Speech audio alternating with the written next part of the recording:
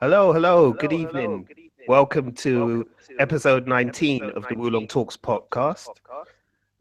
It's been a while since we've been around, man, but we're back. And we're glad to be back as well. We know you've missed us out there. So we thought we'd come back and bless you all with some knowledge and some chat and some laughs, hopefully.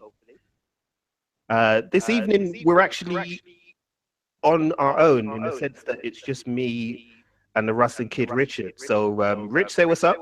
What's up? Cool, cool. Unfortunately, the big Money Mank is gone to Orlando. He's got to watch the Star Wars celebration in Orlando. So he's going to be immersing himself in everything Star Wars over there, and it should be a good look, man. A really good look. So hopefully, when we have him back, which might be in about 2 weeks from now, depending if he makes it through American immigration with his dodgy passport. Then he should be back in a couple of weeks, and he'll fill us in on everything that he saw, everything that he absorbed, everybody that he spoke to, and everything like that. So if you're a Star Wars fan, check that one out because that's going to be major. Rich, how you been, man? It's been a little while, as we said. So, you been up to anything? Yeah, I've just been living, man. I've been trying to grow a beard as well. So yeah, I mean that's my main thing. That is Black Thought. Jay, you've got a pretty decent beard, so I thought I'd join you. And Oliver Queen. Yeah, I've been reading a couple of comic books, seen a few films. Been spending time with my son. That's it, man. Just living, really. Can't really complain to tell the truth. But yeah, I've definitely missed. I know that everyone's missed us because I've missed us. So it's good to be back on this Thursday evening, man. Yeah, it feels damn good to be back, man. Damn good. Well, guys, whilst we've been away, there's been a few things that have happened, obviously, as you would know, in the movie world and in the TV world. There's a lot of things going on right now. It seems like for the period that we were gone, there was just a whole heap of movie news that came out, whole heap of comic book news, whole load of comic book news, whole load of TV news, and we're going to get through all of that tonight. I also have been catching up on a few movies that I missed, so I'll chat about a few of those as the evening goes along. But first of all, let's get started with some of the big trailers that we've had over the past couple of weeks as well. Specifically, we had the trailer for Thor Ragnarok drop finally. There was rumors floating around on the internet about the trailer coming out, and people were kind of anxiously waiting because there was no news, and then all of a sudden, as Marvel do, they just dropped it. And I think they broke the internet. We'll get into the stats in a minute, but Rich, first and foremost, on a scale of 1 to fucking excellent, how fucking excellent was that for Ragnarok trailer? On a scale of 1 to fucking excellent, I can't even put it on that scale. So I'm literally just gonna do what Thor says when he sees Incredible Hulk come out. Yes, like, it blew my mind. I think what they've done with the Thor character in the last year alone has really done some justice to the character. I think he's been a character that hasn't really had enough time to shine. Out of the solo films, his films have been, I'd probably say they've probably generally been the weakest. Even though Thor: The Dark World was good, but when you compare like his film to two of his films to even say like the standalone Ant-Man film or Doctor Strange, those films are better than the Thor films, and Thor's seen as like part of the Marvel Holy Trinity of the Avengers, alongside Captain America and Iron Man. But that trailer, like it blew the wings off my Asgardian helmet, man. Like seriously.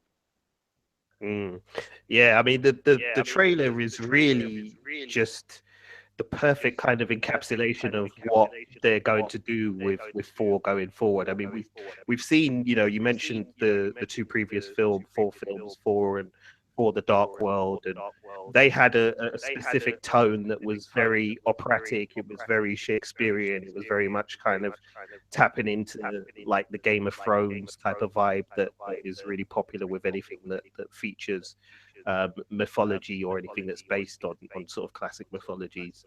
But this trailer, they've pretty much said, "Nah, we're not doing that no more. We're going to make this fun." And fun is not a dirty word, so like I don't see any problem with making Thor more of a fun character and a character that doesn't necessarily take himself as seriously as he can do when he's treated a certain way. So straight out the get go from the start of the trailer, you could see that. But for me, the things that really stood out was obviously Kate Blanchett as Hela, just looking super fierce.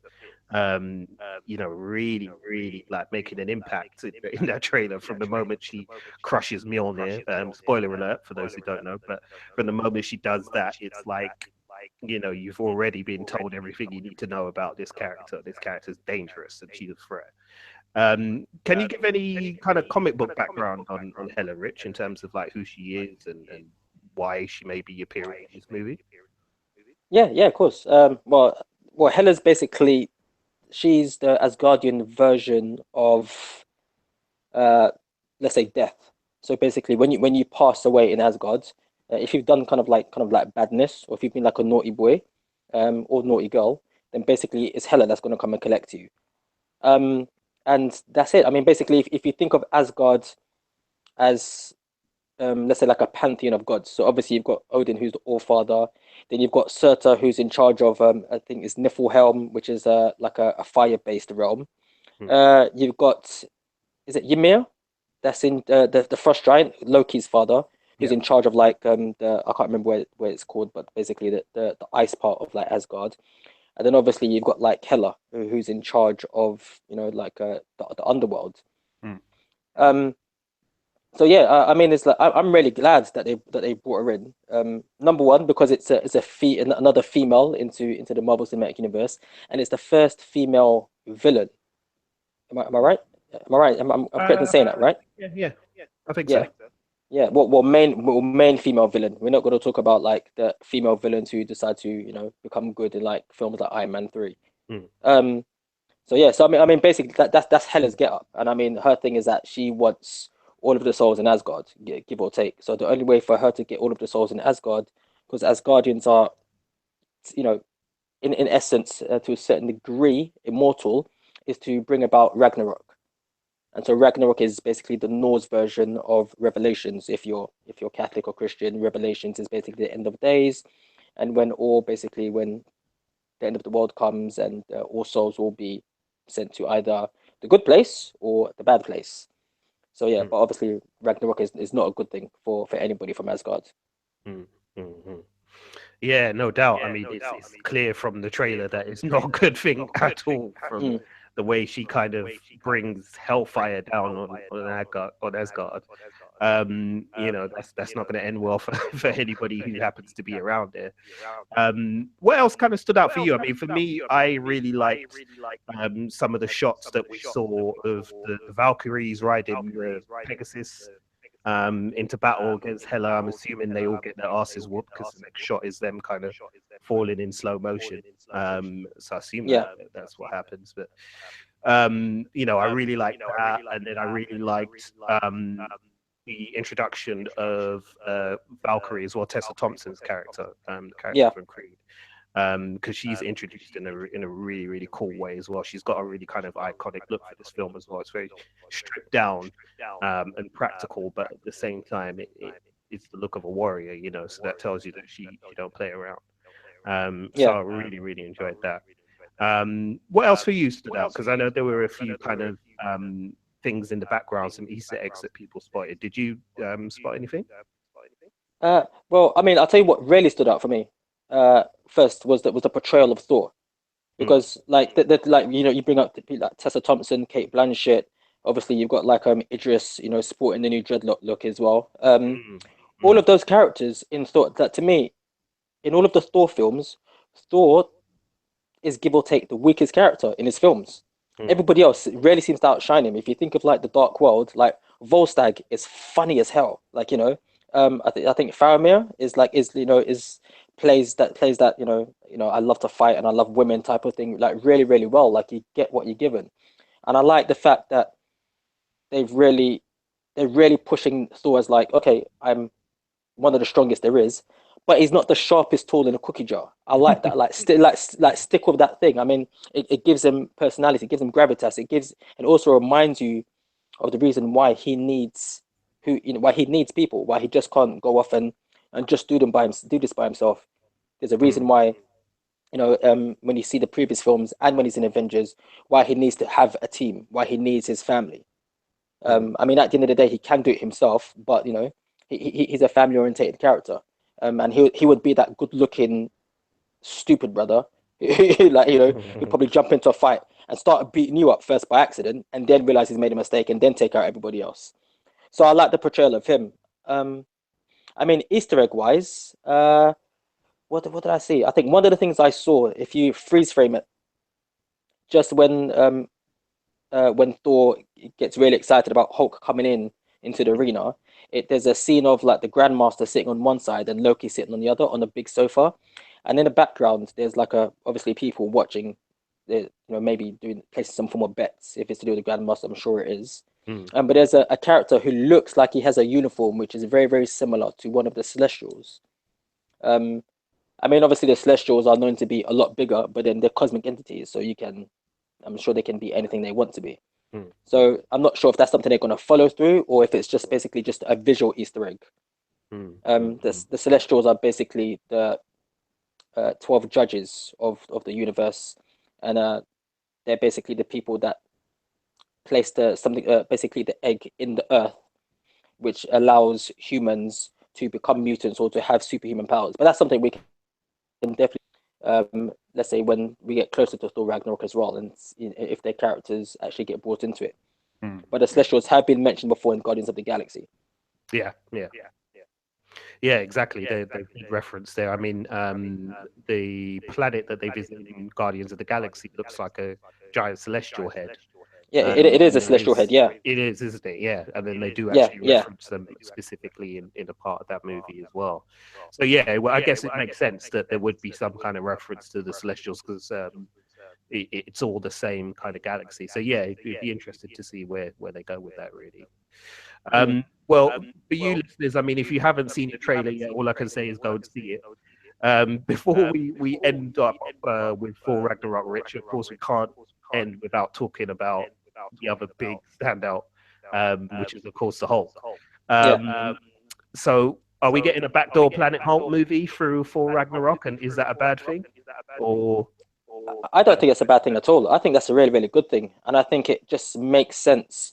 Like the thing that's good about the Marvel Cinematic Universe, as opposed to the next franchise that we're going to be talking about, hmm, is that they have some form of time and continuity throughout all of the films.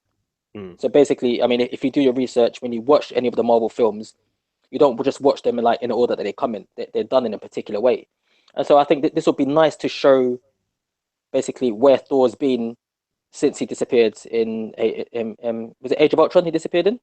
yes, yeah, End of Age of Yeah, Ultron. since Age of Ultron, and when Hulk decided to go on his sabbatical as well. So like, I think it's good. I think combining two stories is perfect. And from the looks of it, it looks like they've taken a lot of World War Hulk elements, and they've taken like a lot of Walter Simmons. Is it Walt Simonson? Walt Simonson. Yeah. Era. Yeah, Walt Simonson's Thor, which is probably some of the best runs I've ever read of Thor. Until recently, when Jason Aaron just like really, really just took it and ran with it. And those are really two good eras of comic books for those two characters. So combining them, I think it's perfect. Like I'm really happy to see Hulk really allowed to come in and just smash and do what he needs to do best. Mhm. Yeah, man. I think there are a lot of people, including someone that we know very well, who are probably very happy to see that Yeah, that yeah. scene at the end. So yeah, no, it was a good look. So yeah, for Ragnarok definitely is become one of my most anticipated things for this year. Same for you, Rich. Yeah, definitely. Before we leave on that, Mhm. how about this? Just thinking. We're missing one more Infinity Stone, or as we old school guys know, if you're over 25, like you don't call them Infinity Stones, we call them Infinity Gems. Yeah, Mhm. go to the comic books, do your research. If you don't believe me, go do your fucking research, right? Or better yet, So, play Marvel superheroes, the or video play, game. yeah, play Marvel superheroes made by Capcom. Yeah, go pump some like 50p coins into it. Um, But could you reckon this could be the film that gives us the location of the soul gem? Possibly, yeah. I mean, like, uh, it would make sense for it to be in, Yeah, but at the same time, I think there's already been what if we had the time gem? I believe is yeah. in Asgard, isn't it? Time gems of Doctor. No, time No, gems of sorry, Doctor Doctor Strange. Strange, and it's Yeah, the what was the first one? Tesseract. Tesseract. That's it. That which one was that? Was that Space Gem? Tesseract is space gem. Yeah. Yeah, yeah. So that's the Space Gem. And isn't there another one that's around that region as well? I think it's the power. Is it the Power Stone that the Guardians gave to the Nova Corps? Yeah, power. Yeah, power stones Yeah, with the Nova Core. yeah. Um, the And then Doctor collector Strange. has yeah, and Stone. yeah, time stone, and then collector has a stone as well. Mm, mm, The mm, mind stone is mm. Is in inside the Vision. Vision's forehead. Your Vision's Yeah, forehead.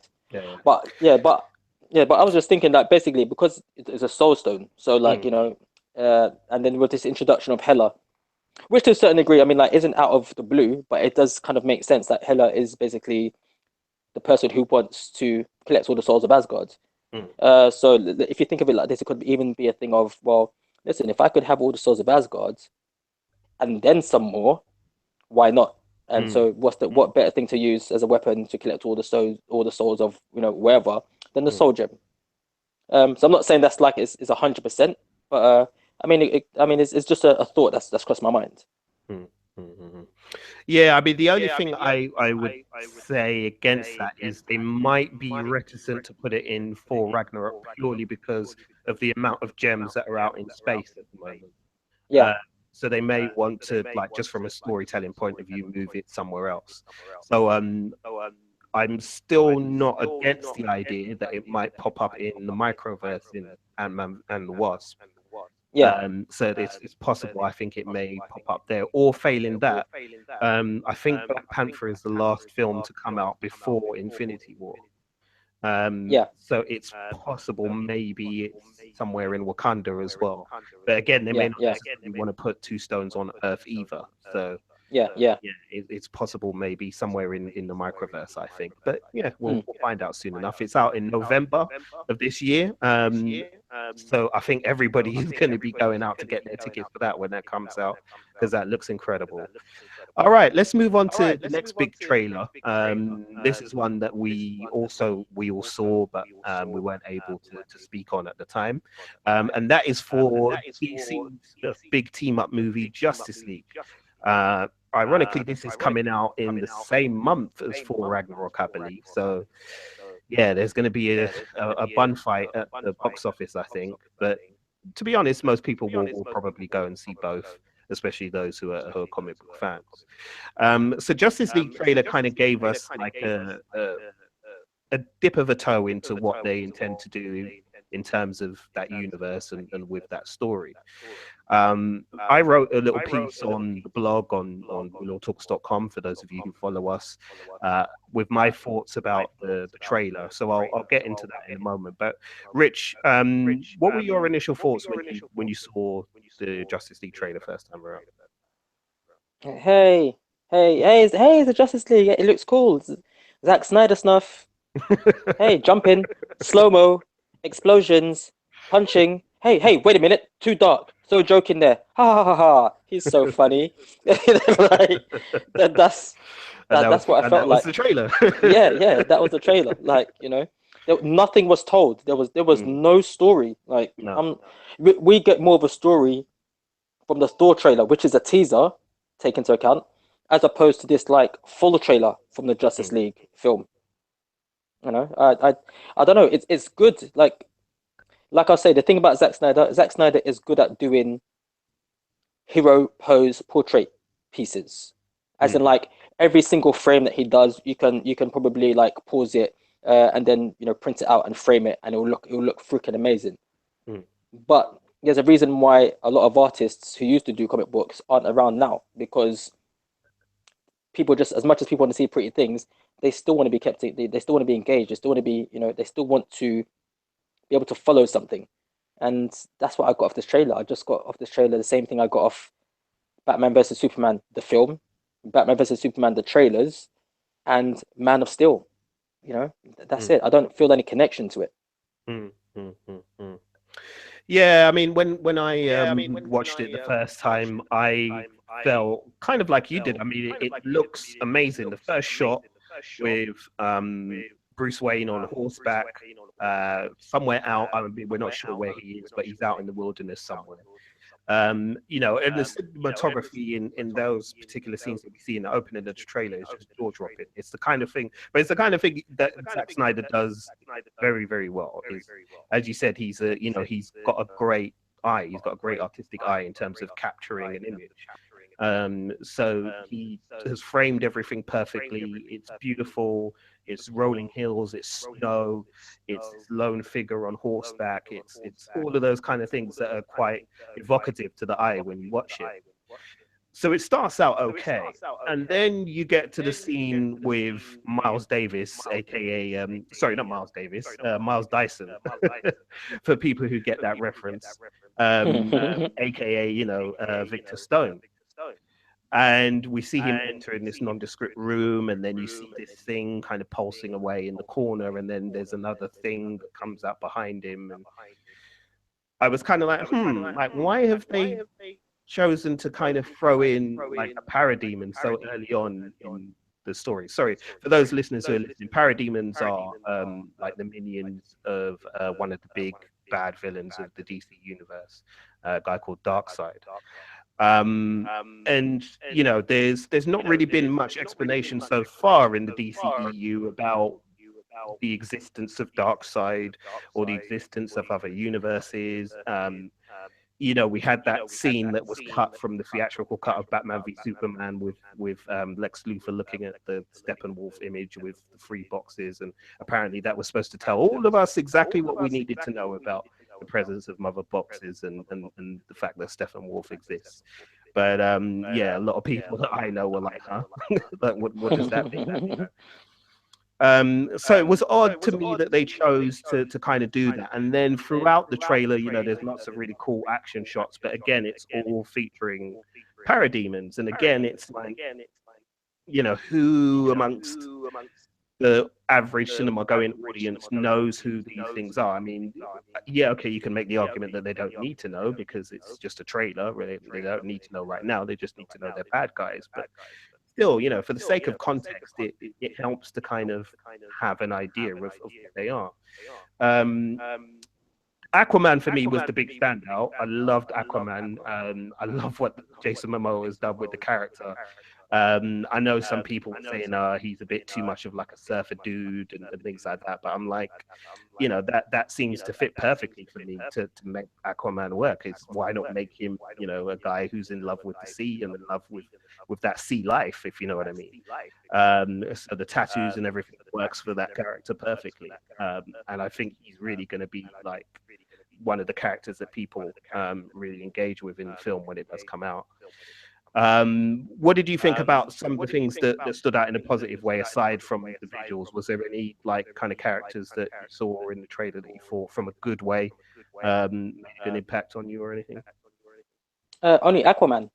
I mean, they seem to have like focused a bit more on Bruce Wayne, Mm. Batman, which is good. I mean, like so far what we've seen of Batman from Ben Affleck has been decent. But I'd have to agree with you. Definitely Aquaman. Like I mean, everyone's comparing him to like a surfer dude. I don't even look at him as a surfer dude. I compare him to like a rock star. Like Mm. me personally, if this was like a film that was being made by like one of those crazy cokehead producers in like the late 80s or like early 90s, I easily would have cast Lenny Kravitz as fucking as fucking Aquaman, man. Like, like I really like what they've done with him. And it's almost like really having to, how can I put it? Not convince, but show the naysayers that Aquaman is worthy to be in this group and this Oh yeah, film yeah, yeah, for and to sure, have his for own sure. film. So Yeah, I'd so agree to with that. Yeah. yeah, so me personally, like Aquaman to me is their Thor. Mm. Like I was really engaged. The trailer itself, it, like I said, is Zack Snyder stuff, and I wasn't engaged. That's the thing. Like when you look at the store trailer, I hate to keep on referring, like making it. I don't want to make it a Marvel versus DC thing, but in the Thor trailer, which is a teaser trailer, we're not told the whole story, but we're told Mm, an outline of the story, mm, and we've been told that, listen, something's coming. This is going to happen. This might happen, but we know we're gonna, come out tops at the end. But at the same time, I want you to care about what's happened to the people that you see on the screen. I mm, didn't feel that mm. for the Justice League. Yeah, yeah, yeah. Nobody felt in danger. Mm, Like I didn't connect with anybody on the screen. I mean, like, and I think the only reason we connected with somebody like Aquaman is just because he was like probably thinking this. He has the attitude of what we have when watching a trailer, which is like, I don't give a fuck. mm, That's what I think. mm. Yeah, no, that's very true. That's a really good point, actually. Yeah, there's no real kind of connection there with any of the characters. I mean, we get the sense that obviously Batman is going around, recruiting these heroes for this threat that we're told in the trailer is already here, basically. So they need to prepare to confront this threat. But that's kind of about it, really. You don't really get a sense of where things are happening in terms of where they happen in the movie. And again, this is not necessarily a bad thing because my one complaint about the other trailer we're going to talk about is that it felt too linear. It felt too much like it was giving me the whole plot of the movie. But at the same time, it is nice to have some grounding so you can connect with some of these characters. Um, Now, I think me and I are both going to agree on what was probably the worst aspect of the trailer, and it don't give me no pleasure to say this because fuck it, he's like the one major black character that is we've got from DC so far, aside Mm. from Deadshot. But Cyborg, man, fucking hell, like he looks terrible. I'm sorry. I mean, I've seen a few people online saying, oh no, no, you're judging it too harshly, and it's not the finished effect. And I'm like, well, I really hope that's not the finished effect, because if that is what they go to at the cinema with, then that character's going to tank, man. Because he Mm. looks rubbish. He looks really bad. He looks like he's been done on my old like Spectrum CX, Spectrum the one that used to make the noise when it was loading up. That it just the visual image of it is so poor, and especially for a guy like Zack Snyder who loves his visuals. Like, why did they decide that that was a good way to go with the character? He looks like a diseased robot. Yeah, That's what he yeah. looks like, a diseased robot. And I don't know if that's deliberate. Maybe that plays into the plot in some way, but that's not a great way to start, really, especially considering that the character has been around for a while, has been in quite a popular Teen Titans animated iteration. And even in the comics now looks a completely different way to the way that they've gone within the movie. So yeah, I'll let you have 2 minutes. Say your piece on Cyborg, man. I mean, I definitely agree with you. Yeah, the special effects for Cyborg. Um, like I said, I'm an old school boy, so like I've been around for some time. But there's a Backstreet Boys video for their song called "Larger Than Life," which is one of the most expensive videos ever made. I think it's like second behind Michael Jackson and Janet Jackson's "Scream." Hmm. And in the video, the Backstreet Boys they're set in space and each has their own little space theme. And Nick Carter, his bit is that he's inside a robot. That was Hmm. made, I think, like late 90s, early 2000s. That Right. special effect looks better than fucking Cyborg. Like, yeah, that special effect looks better than Cyborg. My Hmm. 4-year-old child, when he brings like paintings from work, they're better than fucking 3D special effects on what Cyborg looks like. Um, I'm just really surprised that they didn't go for a mixture of maybe CG and prosthetics. Mm, Like I think that would have been a good look. mm, mm. Um, the only thing I can think of when it comes to Cyborg is that maybe what we've seen in the trailer, number one, isn't the finished product, special effects wise. Special effects, he uses that word. That's like from the 80s. CGI wise, right? Like, yeah, CGI wise, and maybe I can only assume this is probably going to be the smart thing. There's going to be some form of evolution Hmm. towards the character of Cyborg. So maybe like Possibly, so yeah. he'll become more streamlined throughout the film. I can to me let's put it this way. I think that's the only smart thing. He's essentially going to be their version of Marvel's Iron Man. Mm, And if Cyborg has a mother box in him, then you know he's going to get effed up in one way or another. If not in this, then in something else. So I mm, can only assume that there's going to be some form of evolution in him because he just looks way too clunky. He looks like an '80s Transformer. mm, I'm mm, not even feeling that look, man. mm, So mm, yeah, mm. I definitely wasn't impressed. On- it's funny you should say the 80s Transformer because on one of the shows that I watch, an internet show called Double Toasted, they were talking about this trailer and they were talking about Cyborg and the main host Corey. He said that it looks like Cyborg looks like Megatron fucked Jay-Z, and then Cyborg came out as the child. And I was like, and I was dying. Part of me was like, Jesus, that's such an accurate description. Like, because when you Mm, look at the mm. still photo of him, that's exactly what he looks like. And I'm like, oh no, the poor guy, man. How could they do the guy dirty like this? But boy, I don't know. I guess we'll have to see. Well, we have Wonder Woman on the way, so hopefully we'll get a good movie out of that. I mean, you and I were talking about this earlier, and I know you said you weren't necessarily that excited for Wonder Woman anymore at the moment. I'm still hopeful for that movie. I think there's enough of a removal of Zack Snyder's touch to kind of give it something else, something different, which I think the DCU badly needs. So we'll see. But yeah, the Justice League, as said, will be out same month as for Ragnarok, so it's going to be a busy November month. So we shall wait and see what they serve up for us. Okay, the next trailer we'll talk about is Spider-Man Homecoming. There was a second trailer that was released recently for that. I don't think there's much need to go into too much detail, to be honest, because it wasn't hugely different from the one that we actually did the special podcast for a little while back, except for the fact that there's a bit more detail in this one. But I'll get to that. But Rich, was there anything kind of new or anything different you took away from this trailer as opposed to the last one?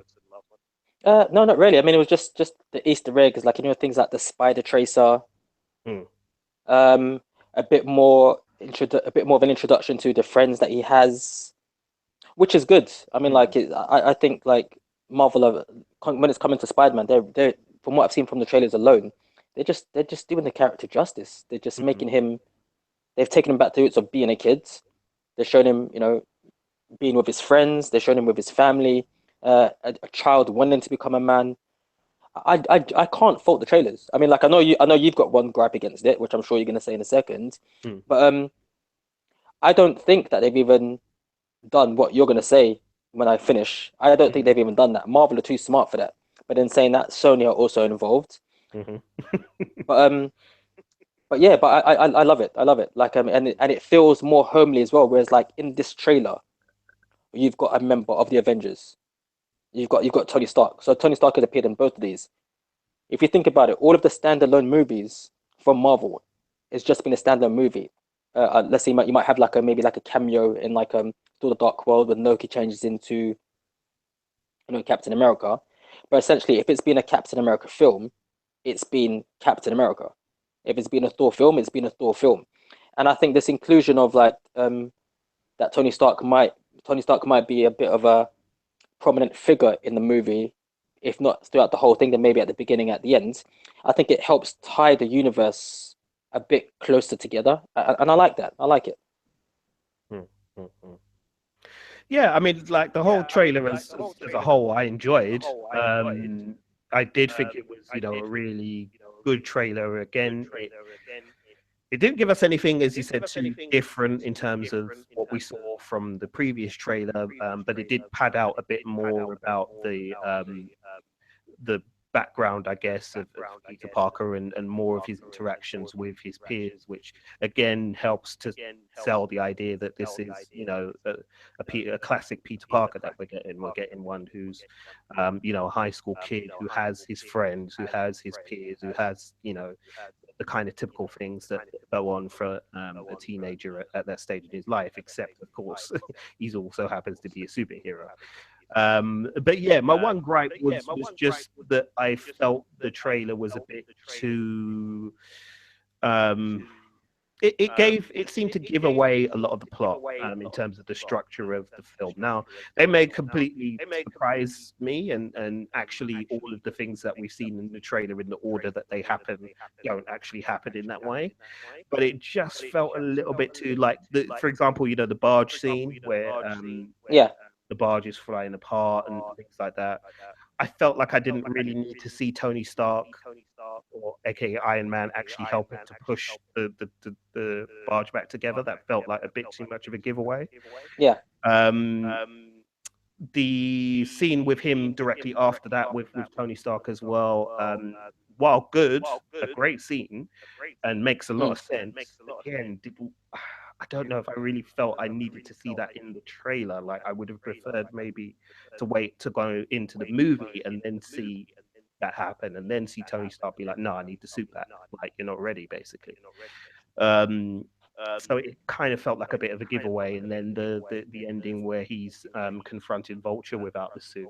But again, I mean, it could be that I'm wrong about this. It could be that the structure is not like this at all. In which case, I'm cool with that.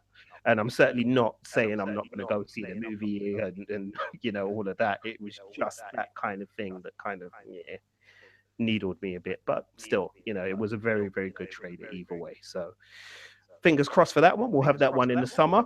Rich, did you want to add anything, or should we move on? Yeah, no, we can move on. Yeah, I'm good Yeah. with Spider-Man. Like, I Yeah. can't wait, man. I think you're just being moany, but that's just me, man. Well, somebody's got to stand in for Alvin, isn't it? So I'm trying to fill his shoes. Okay, so we're gonna get to lastly probably my favorite trailer, but just personally, um, the trailer for the Stephen King adaptation, which just looks fantastic, man. Really, really, really love it. I do. Listeners, I'm a big Stephen King fan. I spent a large part of my childhood and early sort of adolescenthood reading Stephen King books. It was probably one of the first ones I read. It took me about, gosh, I think it was about a month and a half to actually finish the whole book in the end, because the book is about 1,000 pages long, so it's a long ass book. And I remember the miniseries that came out as well, and how impactful that was, and how the spirit, I guess you would say, of Pennywise was such a just a malevolent force that kind of really creeped you out. And that's obviously aided by Tim Curry's performance, Pennywise as well. It's a very iconic performance and something a lot of people remember. So this movie had a lot of kind of, and it still does really have a lot of big shoes to fill in terms of what it can deliver. But for a first trailer, I thought it was immense. I mean, it looks like they've taken everything right out of the book and onto the screen. Um, and yeah, I'm like, I remember saying to you that, I watched it on the train because when it was released, I'd just finished work and I was riding the train home, and I got a pop-up notification on my phone, opened the phone, and I was like, oh, it's the It trailer. Should I watch it? And I thought, yeah, I'm safe. I'm surrounded by people on the train. I'll be all right. So, so I opened it and I played it, and I was scared. By the end of the trailer, I was looking around to make sure there were people still on the train. Because that it got to me. It really, really freaked me out. What did you think of the trailer? Was it effective? I mean, I know you're not really that scared of clowns and things like that necessarily, but just as a trailer in itself, do you think it was effective in terms of selling the movie to you? Oh yeah, definitely. I think it was a very, very. I mean, it's one of those things where I think because the TV series with Tim Curry is such a beloved show. For them to try and even better it, you can see that they've got a large amount of respect for it, and also for the original source. So it felt just Mm, like a really, really nice updated version of what we already know, with just a bit more substance to it. Yeah, mm, as a trailer, it was cool, but for scaring me and stuff like that, I don't know. Like, as weird as it sounds, I'm that guy that I see. I'm not trying to make this a race thing, man, but I'm just not that. I'm not Caucasian where I'm gonna go and do things and like follow boats into drainage systems. Like that's not me. That's not me. Like, and I'm gonna say it straight. Like I'm It's from an like, African. it's like, Yeah, listen, I'm from an. when I read the Yeah. book, I was like, Georgie, leave the fucking boat. It's made of paper, bro. Like, leave it alone. Like, why are you going in this boat? It's a boat. Your brother will make you another one. Leave it. No, sorry. Like yeah, I'm from an African household, so when it comes, as much as I love horror films, it's very hard for me to suspend belief when it comes to certain scenarios. Um, so yeah, so but I mean, but that yeah, so like that whole bit of like how he gets the child and stuff, yeah, that never would have been me. But the character opinion wise has always intrigued me. I'm not a big much as fan of Stephen King's work as you are, Jay, but you know, I've kind of dabbled in the Dark Tower, Hmm.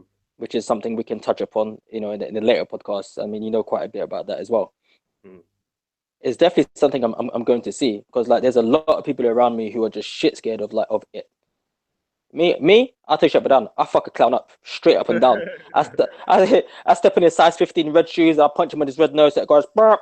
But so I'm not generally scared, but I will go and see the film because it just looks good. It does. It does. Yeah, man. As I said, it was a really effective trailer. It looks like they're paying a lot of homage to the book as well from that first trailer. So, it looks like we're going to get a really, really true representation of Stephen King's work. So I really hope they do it justice. The only thing I would say is that the guy who was initially going to direct it, I think it's Kari Fukunaga. He's the guy who Okay. did True Detective season one, and he did Beasts of No Nation. Yeah. He actually dropped out, so another director has come into the chair. But he's still got a screenwriting credit, so I assume it's still largely his script that they're working on. And based on kind of the Mm. work that he's done before, I think we that hopefully means that the movie is in good hands. So we shall see. That will be out in, I believe it's September. So yeah, I'm kind of part excited and part dreading September, to be honest. I can see myself doing a lot of watching the movie through like split fingers and shit like that. But it should be all good, man. I'm excited for that. So yeah, if you haven't checked it out already, you should check it out, folks, because there's some figures that I wanted to give you quickly, Rich. I don't know if you're aware of this, but we were talking about Thor Ragnarok earlier. Yeah. That has since become Marvel's most watched trailer ever in terms of Yeah. Marvel videos. It got 136 million views in 24 hours, Jesus. but it's actually only ended up third on the all-time list. Second on the list is Fate of the Furious, that has 139 million views in 24 hours. Okay. And top of the list, with a whopping 197 million views in 24 hours, was the It trailer. Wow. So, Okay. so there's a lot of sadists out there like me who are Yeah. There's probably watching yeah. it Like people again like being and scared. again and again. Okay. So, so yeah, that's just to give some context there as to how many people out there are looking forward to this movie. So yeah, at least I'm not alone, and we can all go together and support each other when it starts to get scary. All right, well, let's move on. One of the things that we didn't get to talk about as well in our absence was Iron Fist. Now, for you guys who've been following us ever since we've been podcasting, and even before then, you know that amongst the three of us, there is one person in particular who is a huge fan of Iron Fist, and that is the man, Rich Kid, man. Richard has been patiently waiting, as we all have really, for the Iron Fist series to drop on Netflix. It finally came out. The whole season is out there. And yeah, it's kind of a disappointment, really, if that's me being polite. But Rich, I'm gonna let you take first hit at this pinata because you've been patiently waiting. So I think it's only right that you speak on this, man, and you bless this and you take these people to church, um. man. Oh man, I'll take these people to Kunlun. How about that? Yeah. Fuck. It was just the thing about Iron Fist, right? I mean, the best way to sum it up. If this had come out, let's say late 90s, early 2000s, it might have got a bit of a it might have been better received by me. Just Mm, for the simple fact that that's a period when like any form of martial arts that you were given on TV, you were just glad to get it. You were happy to get it. That's how we were. But when you're able to watch things like Buffy the Vampire Slayer, Into the Badlands, like like even maybe martial even law. yeah. Of course, martial law, which was like a staple. Like, fuck that shit, martial law, because martial law had true martial artists, it had Yeah. Sammo Hung, people like that. So that doesn't even count. That's a bit unfair, right? Yeah, that's bringing a gun to a knife fight. Yeah, we can talk about shows like Xena Warrior Princess, yeah, Mm, or like Hercules, where the action is so over the top and theatrical, but it works, yeah, and you're able mm, to suspend your belief and then go say, listen, I love this, yeah, no matter how corny it is. So out mm, of everything expected Iron Fist to give me, even if the story was mm, shit, even if the acting was shite, yeah, even if the special effects weren't that good, it would have bothered me a little bit. But the one thing I would have loved to have seen and known and gone to sleep easy, knowing that they would have given us the best martial arts that we could have been given for a character who is based around martial arts. His name is the Iron Fist. He's the mm, immortal weapon, the living weapon. He's the martial arts defender of the seventh capital city, which is Kunlun. mm, And the martial arts, I like to think that in my heyday I could have done better martial arts. I've got a friend called Emmanuel who we're going to be bringing on in the next few weeks, and he still studies martial arts full time as well. And I think he can do better martial arts than what we were given on Iron Fist. mm, mm, And I mean that's my biggest gripe. I mean, me and Jay are going to go back and forth about the script, the story, the acting mm. in the next few seconds, few minutes. But my main gripe was the martial arts. If I would could have at least asked for anything, at least give me good martial arts. Mm, mm. Yeah, I mean that was the biggest disappointment for me as well. I think you hit the nail on the head. If even if the script was terrible, the plot didn't make no sense, the characters weren't believable. If the martial arts in the show was good, then I could probably just about give it a pass and say, all right, well, I've got my kicks out of it, so that's cool. But it's amazing. It's almost like to me, I got the impression, I think somewhere in between episode 3 and 4, it felt like the show was written and produced by people who weren't fans of martial arts movies. And considering like the character's background and the comics, and Richard will give you some context for comics in a moment, but in terms of the fact that he comes from a martial arts background, um, af- aside from the fact that he's supposed to be the world's best fighter and things like that, given the show is about martial arts, why is there so little martial arts in the bloody show? And why is it the martial arts we get is so poorly choreographed, poorly filmed, poorly edited? Like it's insane. And what I've heard recently as well, I mean, I don't know how true any of this is, so please just take this with a grain of salt. But some of the things I've heard on the grapevine is that they actually cut some of the budget for some of the other shows. So for Daredevil, for Jessica Jones, for Luke Cage, they actually cut back on the budgets of those and tried to save money so that they had more money to spend on Iron Fist. If that's the case, then why does Iron Fist look the worst out of all three of them? Like, it makes no sense, Like, it's really, really weird that we've ended up with something so substandard, given they've had so much time. I mean, Rich, what did you think of the way it was filmed and the way it was like kind of shot and edited and things like that? Thing felt really budget. Mm, Felt budget. It felt like they didn't try. And the thing is, before people start thinking that, oh man, this guy must really hate this show. I don't hate the show. It's just that I think when you're used to a particular standard of things and you're actually expecting something as well, mm. you should at least be given half of that. Yeah. And I don't think I was given that. But like the way how everything in the TV show was was average, if not just below average. Mm, Daredevil has I mean, if you're talking about, let's say, about setting, Daredevil has Hell's Kitchen. You always remember that he's in Hell's Kitchen. mm, Hell's Kitchen, like it's the same way how Batman has Gotham. Like it just has is its own living, breathing entity. Luke mm, Cage had Harlem. Yeah, Jessica Jones had her own part of New York. But it was filmed slightly different, so it could feel obviously that she wouldn't be in the same place as everyone else, but it had its own feel. mm, mm, I genuinely do believe that there's certain scenes that they were filming in Iron Fist, and it wouldn't surprise me if they said, "Hey, that street corner looks really nice. Let's go film over there. It's a nice sunny day," and they filmed the shot. mm, That's what it felt. That's what it felt like. mm, mm, Like, and so visually, that's how it feels like. Like they didn't even really try and scout some really really good locations. mm, Not mm, even.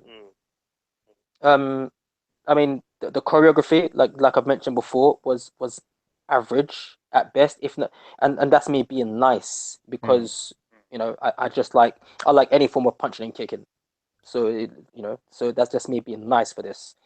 The acting was the acting you can't even give the actors and actresses hard times in this show because it's the script. mm, This mm, is where the main issue and the main problem with Iron Fist that I personally found. I know a lot of people out there loved it, and a lot of people feel the same way. I'm just speaking for myself. The script and the story itself was a mishmash of bullshit and ice cream.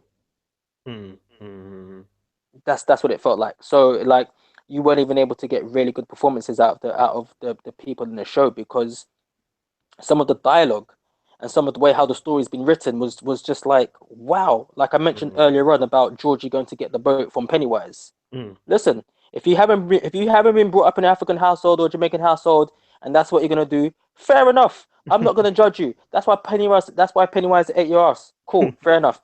But the first episode where Danny Rand keeps on when he turns up to the building, say, hey, this is my office, Mm. and the way how the security usher him out.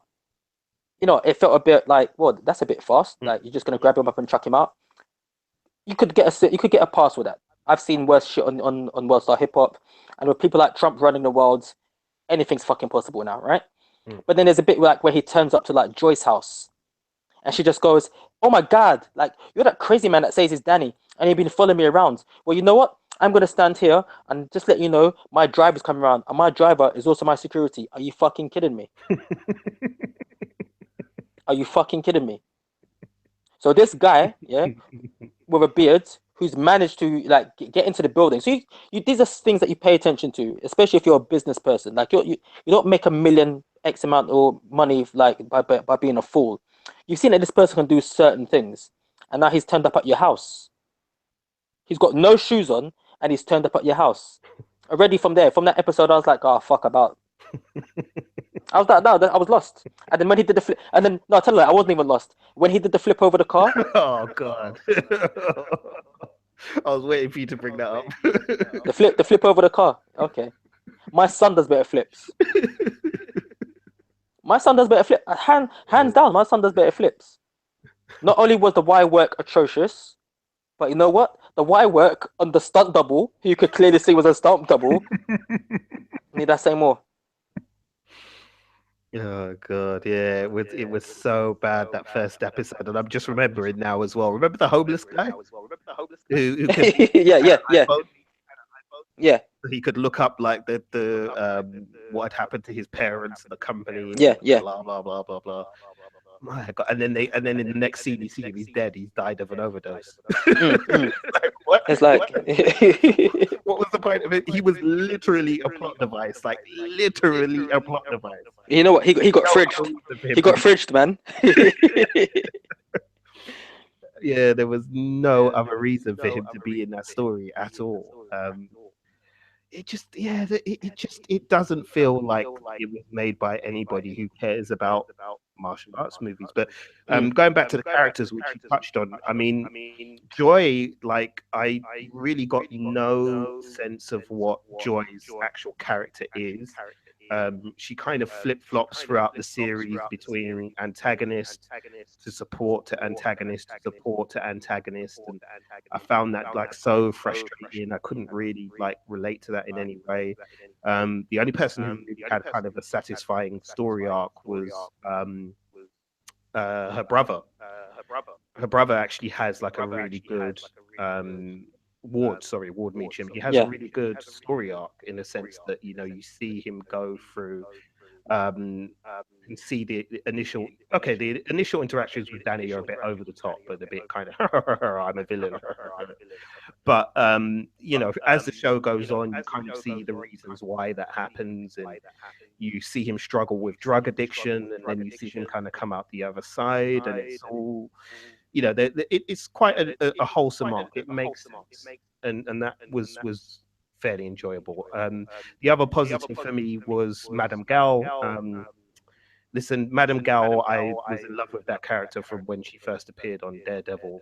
Whenever you can give me more Madame Gao, I'm good. But some of the things they did with her character didn't make no freaking sense at all. So that's another negative. Like, remember episode 6, the one that I think a lot of people were sort of like, "Oh, it was a great episode." I yeah, think it's the yeah, one with the trials where he has to go through yeah, the yeah, trials and fight them. Like, I still don't understand like what Madame Gao was actually trying to get out of him in mm, that scenario, because it isn't really explained. yeah, And then, well, I was going to bring up the Axe Gang, but I'll let you go into the Axe Gang because, again, that's a that was an absolute like grind my teeth moment when I saw them just kind of brought in and then just chucked to the side after an episode or so. But sorry, Rich, yeah, you can go on with the Axe Gang. Listen, the Axe Gang. If anybody who's a fan of martial arts films, will kind of know who the Axe Gang are. Um, I mean, this is just going off the top of my head. But the Axe Gang are basically the Yakuza, the triads, right? And they're famous. So basically, they're known for wearing like the black suits and essentially just walking around carrying axes. And they're just like the oriental version of the mafia. Um, but they're also shown with a certain amount of respect when they're ever portrayed on screen, even though they are villains. They're a part of law, right? Um, and they were just used as like just throwaway villains. Mm, It was actually just really really upsetting the way how they were portrayed. I mean, if you really want to get a good portrayal of the Axe Gang, even though it's done with a lot of jest, they're still treated with like with a lot of respect. Go and watch Stephen Chow's Kung Fu Hustle. mm, The Axe Gang in that's a prime example of what the Axe Gang should be like. But they were just literally just treated as like villain of the week, filler in episodes, cannon fodder. They should have just like taken off the black suits and just put them in red outfits from Star Trek. That's what it Mm. felt like to me. It was just really really upsetting, and I was actually really looking forward to Danny going head to head with them as like maybe like a precursor to, let's say, if he has to fight against the Hand, which he did in another way, which was actually probably one of the better plot points or better plot twists in the show. But I was like, okay, cool, we can work with this. But I just felt really let down. Like, Mm. the corridor scene where you see the Axe Gang come in and do their thing. mm, I think when I saw that corridor scene, that's when I actually knew that, you know what, the martial arts in this show is not going to be the one, mm, and nothing is going to be good. Nothing's going to get better. mm. That was my thing, and I always had that little bit of hope, saying that maybe the last 3 episodes things are going to pick up and stuff like that. But from episode 3, I think subconsciously my mind was made up. Mm. Yeah, yeah, I hear you. I hear you. I felt the same, to be honest. I mean, I'm glad you brought up the hallway confrontation because if you guys follow Richard on Instagram, you know that he talks a lot about kind of the hallway fights from all of these Netflix shows. It's obviously become like quite a signature thing and something that a lot of fans are now looking forward to with these shows is to see, the hallway fight. um, Iron Fist obviously keeps that tradition, but it kind of lets it down really badly, again, because the tone had been set earlier on in the episodes in terms of how poorly the martial arts was going to be constructed and how it was going to be filmed. that hallway fight scene ends up becoming a culmination of all of that. I remember there was a clip. I don't know if you ever saw it, Rich, but there was a clip going around that went not vinyl, sorry, viral. Um, and it was a clip from that confrontation, and it was only about like I think the clip itself was maybe 30 seconds, 40 seconds.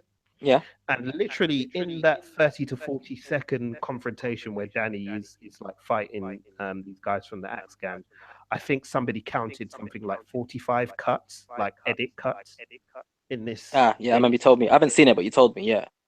And it's like usually when they do that in movies, it's because either A, the performers that are doing these things can't do them as well as they'd like, so they cut it to hide things, or B, they do it because it's a dramatic tension thing and it's a stylistic thing and it fits the style of the movie or the TV show overall. Now, the TV show overall does not use jump cuts. It doesn't. That's not the style that they've gone for. But with every fight scene, it's every 6 or 7 seconds there's a cut. And again, it's like it's another example of how the people who made this show are not fans of martial arts movies, because if you're a fan, with martial arts movies, particularly ones that come from Asia, for either the classic Hong Kong movies or the new wave things that have come from Indonesia, or the stuff from South Korea, anywhere in that region in the world. Generally, when you watch their action scenes, what they tend to do is just stick a couple of cameras on there, one or two maybe, and let them film and just let the performers do their thing. With these kind of like TV shows and Hollywood films and things like that, they're obsessed with having like 13, 14 different cameras around, each camera filming at the same time and then jump cutting in between the cameras. And all that ends up happening is you can't see what's going on and you can't appreciate what the people involved in these scenes are doing. And when you can't appreciate that, especially in a martial arts film, then what's the point? It's not a martial arts film anymore. It's just it's just a ruck, I guess. Yeah, what did you think of the hallway fight? I mean, like, Thing is, the hallway fight, like, minded seeing a hallway fight because hallway fights have been done like many a time and hmm, films. I mean, Old Boy kind of like set a new standard for the hallway fight scene, but I hmm, wasn't looking for anything like different or special, amazing. If I'd been given that, I would have been happy. But at the end of the day, this is only a TV show. Like I said, up until that point, we'd been shown the martial arts by Danny, and I was like, okay, cool, that's fair enough. But it just showed you how much effort they put in, and well, a bit of the fight scene on my Instagram. And like I said, as you know, Jay, like, and any of the listeners out there, I've done martial arts on and off since I was about 21. Different styles. I wouldn't say I'm a master, but I've done enough, and I watch it enough to know when you can spot certain stuff hmm, and or certain things, should I say? And the first guy that throws the kick to Danny, the way how Danny grabs the foot and proceeds to move backwards to pull him down, it's hmm, almost like his footwork is just his that footwork there is just shit. It's is hmm, that is actually, and it's one of and that scene is actually a guilty pleasure scene because I can see the kind of thing that they were trying to do with it. And it always, so I think, like, when you're a kid and you watch Transformers and then like you become an adult and then you're like, hey, I remember Transformers being really good, then you go and watch the episode and it's really shit and the animation's really bad, but you still have that childhood nostalgia inside you, so you're like, I can kind of give it a blind and still watch it. Maybe if I have a couple of drinks it'll be better. That's what the hallway fight scene seems to me. hmm, Terrible. No, sorry, I'm speaking really bad. His footwork isn't terrible. His footwork isn't to believe that Finn Jones has been taught enough to hmm, be a martial artist. You can see when a stunt double's there. There's no tension in there to feel that he's in any form of danger, as compared to, say, like, when Daredevil has his hallway fight scene in both seasons. hmm, You know, that's the thing, and like, and it comes down to the thing of that this is the first time when you see Danny showcased into martial arts. Martial arts or fighting is a language. form of fighting. It's a language. You look at Floyd Mayweather boxing. He has a specific language, has a specific style of how he fights, and that's conclusive to his character, right? And how he thinks. Danny Rand, or Finn Jones playing Danny Rand, the Iron Fist, he doesn't have that. And I think that's one of the downfalls as well to the choreography of this show. Like it's just you don't feel it. Like Daredevil has this very very boxing with martial arts esque. He's almost like an MMA fighter, but he'll take blows and he'll give blows. He likes the scrap. He's that guy that will get inside you, and bust four of your ribs, even if it means having to bust two of his ribs because he likes that pain. He's a sadist, right? Luke Cage is that guy who's like, listen, I know I'm bigger than you. I know I'm stronger than you. I'm gonna go my way. If you step up in my face, I'm not gonna punch you. I'm gonna walk around. I'm gonna bitch slap you. I'm gonna grab you by your face and throw you over in a corner. And if I'm gonna treat you like a little bitch. Don't step up on my face. I've given you a chance.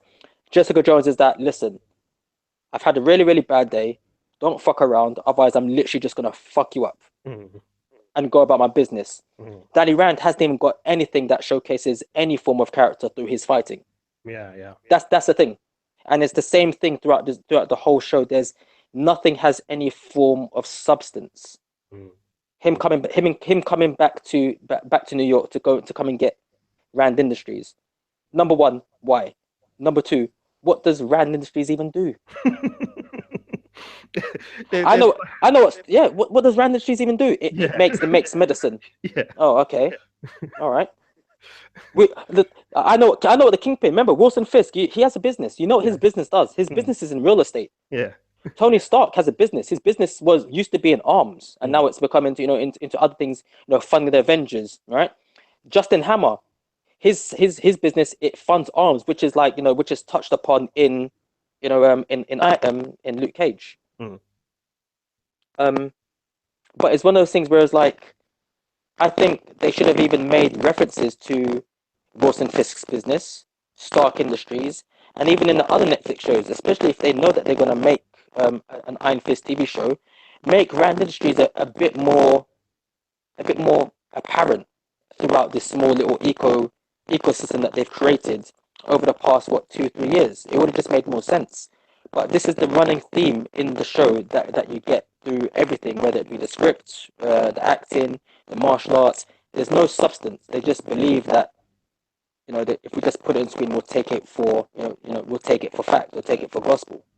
Mm. So Mm. yeah, I mean, yeah, that's I kind of went off on a tangent because you asked me about the martial arts, Mm. but you know how I feel about this show, man. Yeah, Like yeah, yeah. No, no, no. this is I the show know. that I was waiting for, man. I know. No, for real. I'm not going to tread on your toes because I know how long you've been waiting to see this show. And it's as said, listeners, I don't want this to come across like we're haters and we're hating because believe me, as said, there's nobody I know who's a bigger Iron Fist fan than Richard is.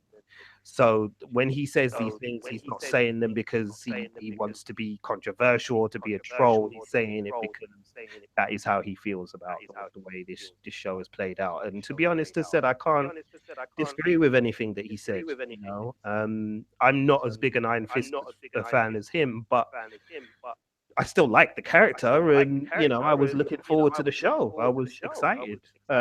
Again, maybe not as much as Richard, but I was still looking forward to the show. And now it feels like I'm just kind of soured on the character. So, from that point of view, Rich, what can they do to turn things around? Or better question, how would you do it? So, let's say me and you are, the bosses at Marvel headquarters. You're Jeff Loeb, I'm Joe Quesada, and we're sitting down now. We've looked at this thing and we thought, okay, we got this one wrong.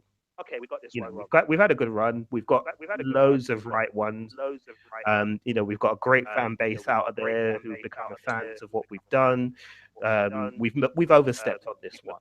How do we turn this ship around and get people back on board with this character for, say, season two or for things like that? What's the things that you would do if you're Jeff Loeb decided to course correct Iron Fist? Okay, so first thing I'll do is generally sit down and decide whether Finn Jones like I said, I'm not even talking about his acting. I'm talking about the martial arts aspect of it, right? Decide whether he's capable of stepping up to the role of doing the physical stuff that needs to be done. So, for example, like Keanu Reeves for Matrix set the bar.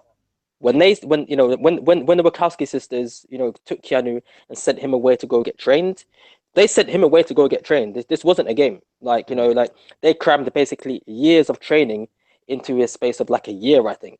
Yeah. Like so, like I remember like when that film came out in '99, I hadn't even started martial arts yet, but I knew like martial artists who have been doing it for years who watched their film and were like, this guy's never done martial arts before in his whole entire life. He's fucking bad. Mm. Like this guy, like I don't believe what I'm seeing on screen for what he's doing because he's doing techniques or doing certain things. Obviously, it's down to editing as well, and and stunt doubles here and there. But what he was pulling off in that first movie alone was ridiculous. So I would sit down and decide whether we need to keep Finn Jones because if you can't do the physical part of it, it's not too bad anything. Then it's not worth keeping him. That's number one. Mm. If he can step up to the plate, send him away to go get trained. Send him to China or bring the grandmasters here and get him trained up until he's able to step into the role. That's Yeah, what I would man. do first. Yeah. Whooping will Second thing, take that money, blood. yeah, yeah, easy, easy, So like just give easy. Whooping a call, man. He'll take that money. Easily. The thing is, like, Donnie Yen, who's been around for years, and some people have only just found out about Donnie Yen after his Mm. appearance in The Force Awakens and Triple X. Donnie Yen has done he's helped the martial arts choreography in the US, for and the UK for years. He helped do the choreography on Blade 2. He Mm-hmm. helped do the choreography on Stormbreaker. Mm-hmm. Um, he helped do the choreography for, obviously, for the Force Awakens. Like he's Yeah. been around, so it's not as if he's alien to US soil, or like or people don't know how to get into contact with him, Mm. or with Whooping, or the Whooping stunt team, or with Jackie Chan's stunt team. Like these people, they're known, Yeah. you Yeah. know. Like I mean, the Whooping stunt team, they've helped train um the guys who did the choreography for the Captain America Civil War and Captain America Winter Soldier, who did John Wick, and they're US based martial arts stunt team. Yeah. So I don't understand why it's so hard to get somebody trained up. So that's that So I think they'd really need to sit down and assess whether they want it to be authentic looking or not. Mm. Second thing, I'd get rid of the director or the showrunner. Mm. What's his name? Scott Buck. Yeah. Yeah. Yeah, Scott Buck can get the fuck out of here. Like, yeah, that's what it can do. Buck can fuck, right? Yeah, because I don't. I mean, I know some of the shows that he's done before. I think he did. Was it 6 Feet Under? Yeah. Dexter Yeah, and 6 Feet Under are the two that spring to yeah. mind here. Like they're both good shows. I'm Mm. not gonna knock it. I mean, I'm not a fan of those shows per se, but from what I've seen of those shows and from what I've read about the shows, they are very, very good shows. I mean, maybe some of them have had like off seasons here and there, but both of those shows ran for at least 5 to 7 seasons, Mm. right? But clearly, those shows that he's done, he's not cut out to make a martial arts show. It's not just because you're a policeman doesn't mean you can all of a sudden wake up one day and want to be a fireman. There might be similar jobs because you have a public service to the to the place where you live, but that doesn't mean you can do each job. So I would get rid of him, and I would get the script. I'd get rid of the script writer. You know what? I'm just elongating this because I know we're on a time schedule. I'd fucking get rid of everybody, yeah, and bring in somebody new apart from the actors and actresses, and this would be their chance to show that they really can act. Mm. And the minute they can't, I'd fucking get rid of them too. I'm being cutthroat. I'm being cutthroat. My Iron Fist symbol, the Iron Fist symbol, is on my list of tattoos.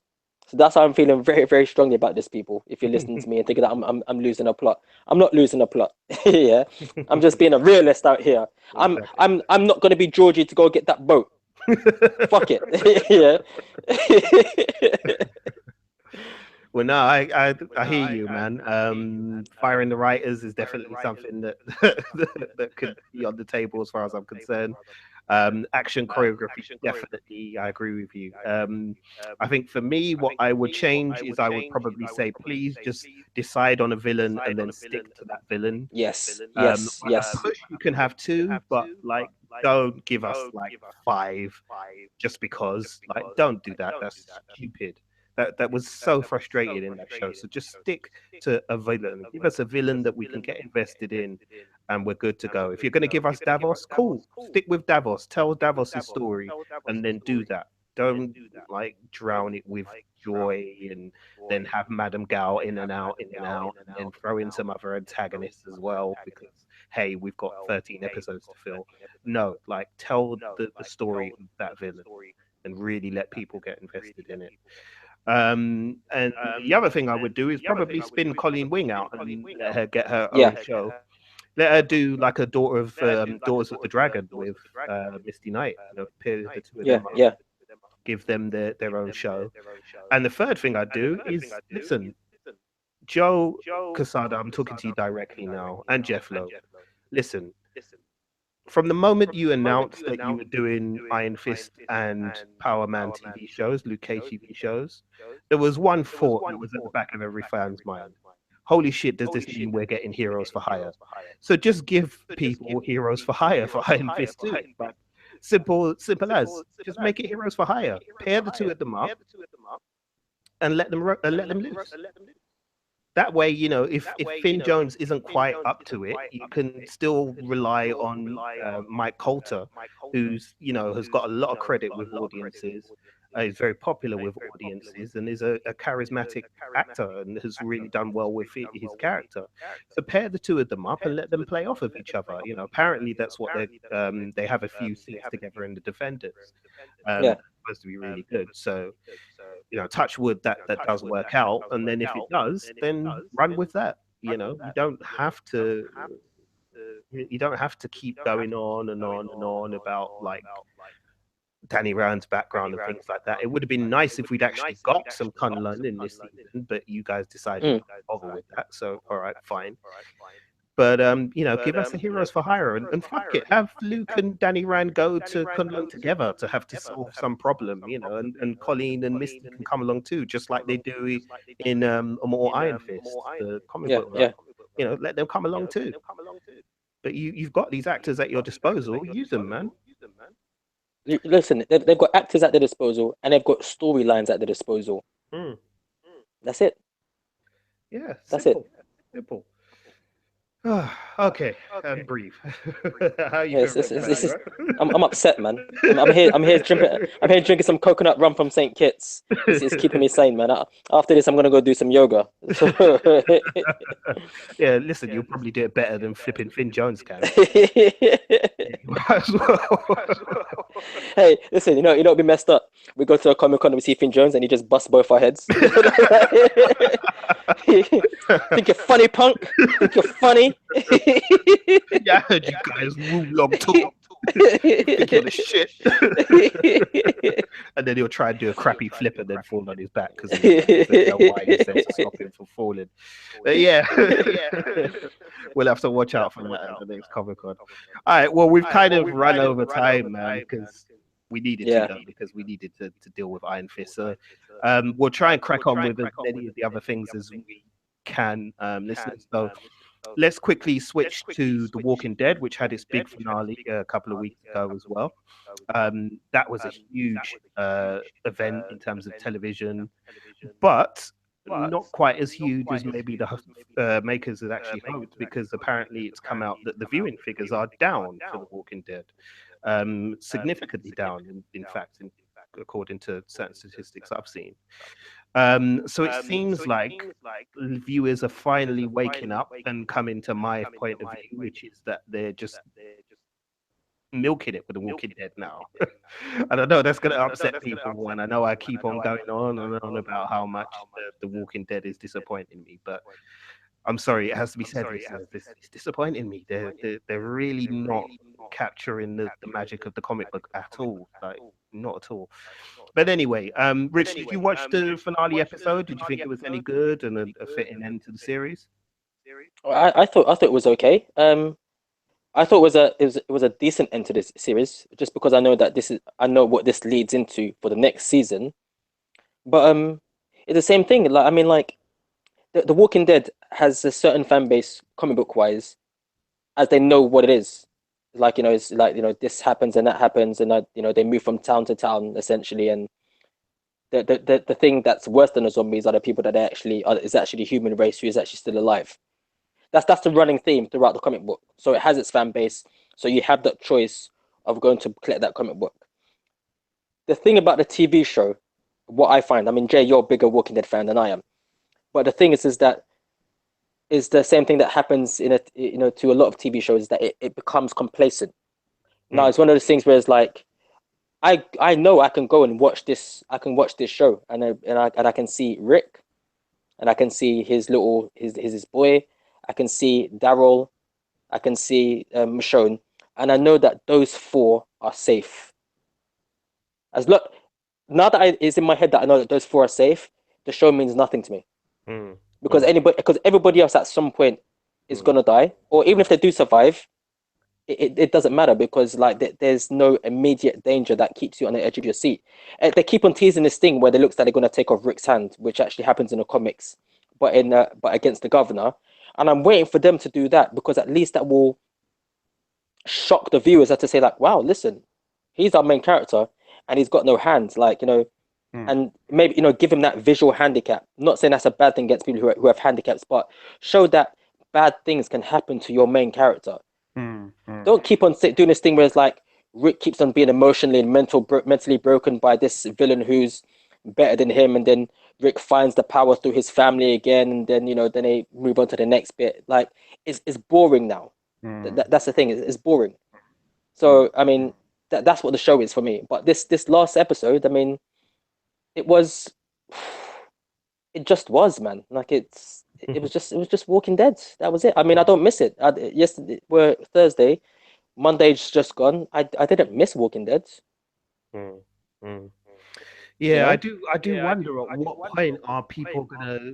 I mean, it seems like they already are kind of leaving the show. But when will they start leaving the show en masse? Because for all the reasons you said, basically, one of the great things about the comic when you read it and you first started to get into it and things like that was you realize the danger that was around them all the time. You realize that you never really knew which characters were going to make it out at the end of an issue or at the end of a volume, Mm, or if they had a big story arc, anything could happen, and literally it did. Anything did happen. yeah. Shocking stuff happened every time you turn the page, and you're like, "Damn, like I did not see that coming." And there's a lot of stuff that they've kind of just done away with. I mean, I know obviously for comic books you have a certain amount of artistic freedom, and you have less kind of censorship and restrictions that you have with like network television.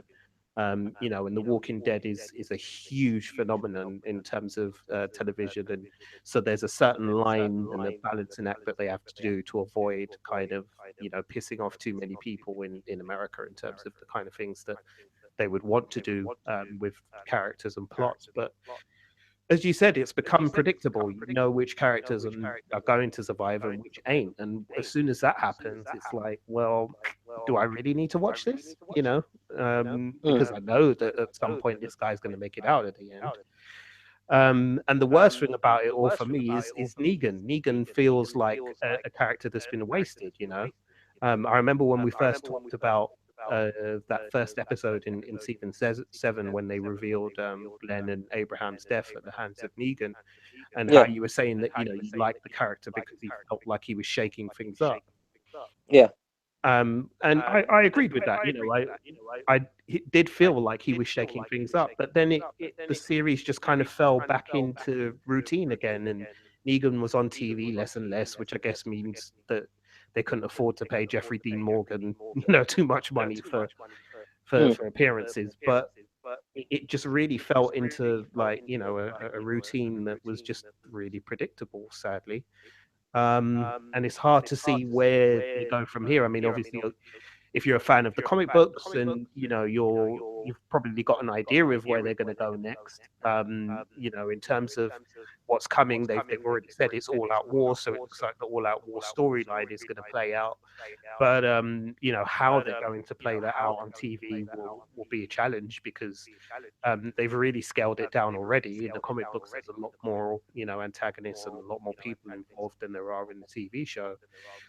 And again, as you said, it's like where are the surprises going to come from in the storyline? Because there are plenty of them in the comic book, but again, that's because the comic book established from very early on that none of these characters were safe, that anybody could get it. But the TV show is not playing by those rules. So I don't know. We'll just have to wait and see what they deliver for us. I think it's back again early next year. I think is when season 8 starts. So Yeah. yeah, I guess we'll see where we end up from there. But the Shiva bit was cool in the in the final episode. Getting Shiva attacking people and stuff. That was fun to watch. Nah, man, it looked fake, man. It looked fake.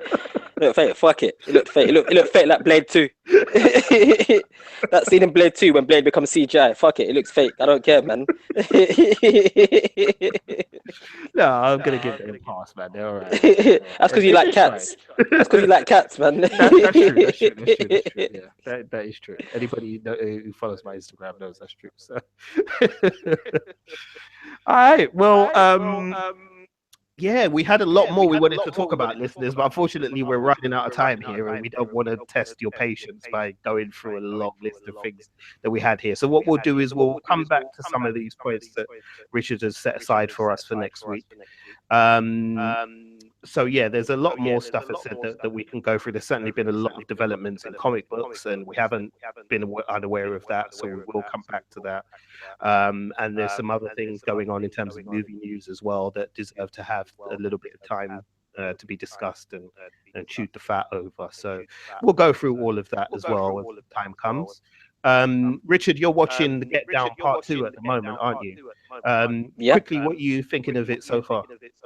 Listen, I'm loving it. I actually didn't think that a TV show could get better because it's not a second season. This is just a second half of the first season, and it's gone from like 10 to 20. It's just a very good show. Anybody who hasn't seen it, please go and watch it from the first part of season 1. And if you have seen the first part of season 1 and you haven't started part 2 of season 1 yet, literally go and start that. Like, you will not be disappointed. It's such a good show. For sure. I mean, I haven't been able to get down and watch part 2 yet. So I'm waiting to do that over the Easter bank holiday weekend that we've got coming up over here. So I'm going to sit down and binge that for sure, man. But I spoke to somebody. Shout out to Mr. O as well, the novelist. He's a good friend of ours as well. I was speaking to him on Instagram, and he was saying, how much he loves it as well, because he was saying, as a hip hop fan, he didn't really know that much about that early era of hip hop. So it's been quite educational for him to learn a bit about, like, some of the roots of where the movement came from, and the artistic stylings of the series as well, and the way that they've been able to incorporate the music, the hip hop, and the singing and things like that so seamlessly into the story without taking him out of it. Was something he was really impressed with, and I would echo that as well, certainly from the first part that I've seen. It does that brilliantly. So yeah, absolutely. I will second that, folks. Get on the Get Down if you haven't started that already. It's really, really good. Okay, I think we should quickly do some shout outs. So let's run through some of these real quick.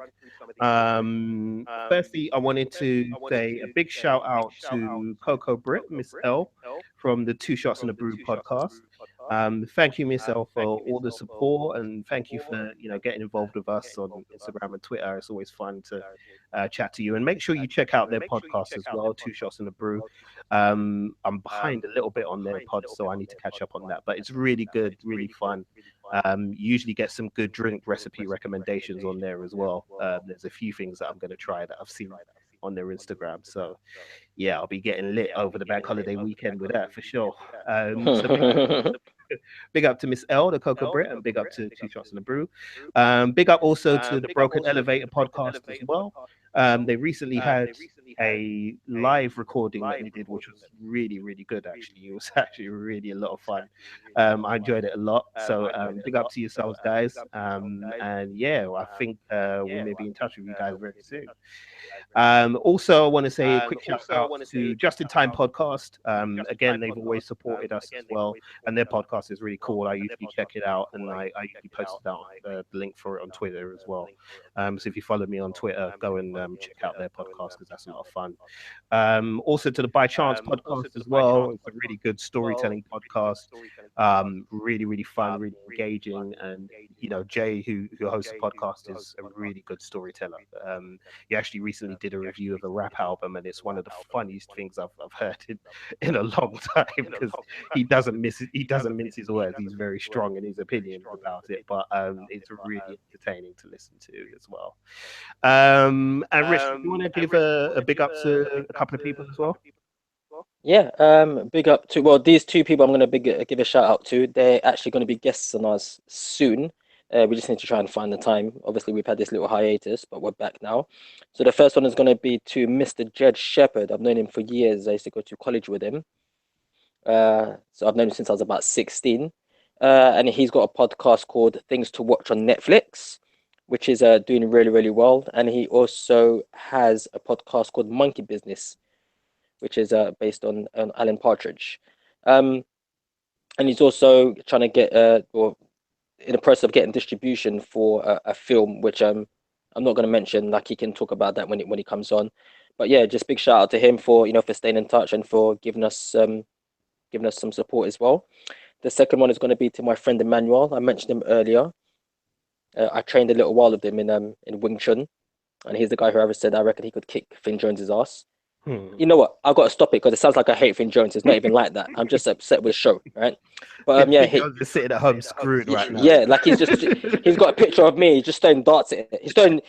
No, you know what he's doing? He's making shuriken stars out of that foil, like Davos Yeah. was, and he's just throwing them. Like, and Ben have done something called a one-page comic, in which basically is just one page of telling a story in a comic form, and some of them are like sad, some of them are have a supernatural element to it, some of them have a moral ending to it as well.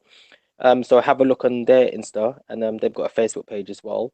But Emmanuel will also be on in the next few weeks as well to talk about that. So I just really want to give those two guys a big shout out for being friends and for also giving us a lot of time and support as well. Cool, cool. Yeah, and as Richard said, man, we're looking forward to having Jed and Emmanuel on the show in the future. So stick with us if you want to find out a bit more about them and what they do and what makes them who they are as well.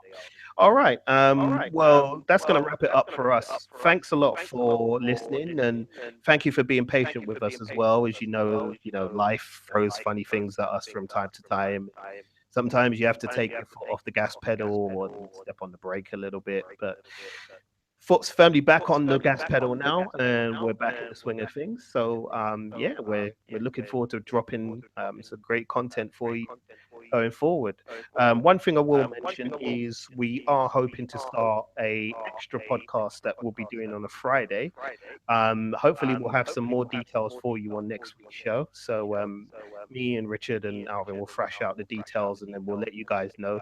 And we'll also let you know, of course, across social media as well. So, if you use social media, make sure you look us up. We have a Facebook page. You can find us on Facebook just by typing in Wulong Talks. You can also hit us up on Twitter. I usually manage the Twitter account. It's at Wulong Talks. And we also have an Instagram account as well that myself and Richard both manage. And you can get us at Wulong Talks on Instagram as well. Rich, did you want to let people know where they can find you as well? Yep, Rich Reviews at on Twitter, and I'm also Rich Reviews on Instagram. Am I Rich Reviews 266 or am I Rich Reviews? No, Which Richard. one is it? Yeah, okay, yeah, there you go. Rich Reviews on Instagram and Rich Reviews on Twitter. Yeah, that's cool. All right, wicked. Cool. All right, well, thanks a lot, guys, as said, for listening, and thanks a lot for sticking around with us. We really, really appreciate it. And we hope that you really have an enjoyable Easter break. You have lots of lamb, or if lamb's not your thing, you have lots of the food that you like, and you enjoy the company of good people, good friends, and good family. And take care of yourselves. And we'll see. we'll see you again next week. Rich, say good night. Uh, good night, and also don't forget tomorrow's Good Friday, so no meat. Oh, please. I'm having pork. I'm having the dirtiest meat of them all. Listen, I'm gonna get off this podcast and I'm gonna bathe in swine because I'm a filthy heathen. All right, well, it's good night from me, folks. Enjoy yourselves, and we'll see you soon. Bye. Ciao, ciao.